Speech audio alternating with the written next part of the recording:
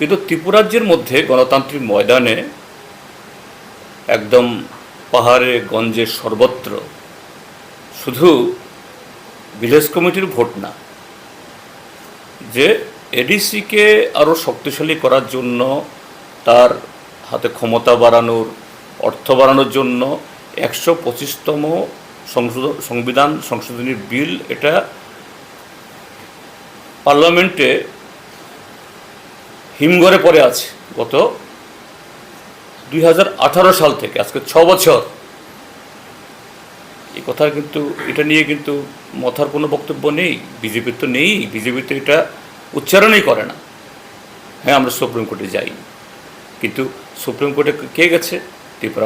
ত্রিপুরা মথা কাদের সাথে শরিক দল হয়ে সরকারে আছে? বিজেপির সাথে। তো এটা তো বিজেপির আরেকটা লজ্জা। এরা একই ডালে বসে মধু খাচ্ছে, কিন্তু তার মধ্যে একজন সুপ্রিম কোর্টে যাচ্ছে আরেকজনের বিরুদ্ধে। আপনাদের কি এই বিষয়ে লজ্জা হয় না? কারণ যে কাজটা বিরোধীদের করা উচিত ছিল সেটা মথা করছে, যেহেতু বিজেপির সাপোর্টে তারা আছে। সুপ্রিম কোর্টে গিয়ে একটা সাংবিধানিক প্রতিষ্ঠানের ভোট করাতে হবে, এটা তো কি বলবো, এটা তো অভূতপূর্ব, অশ্রুতপূর্ব। আমরা গণতান্ত্রিক মঞ্চ থেকে তার সর্বোচ্চ ফোরামে কোর্টে না গেলেও যা বলার আমরা সর্বদাই বলে গেছি, এবং আগামী জুন মাসেও কথা বলেছে।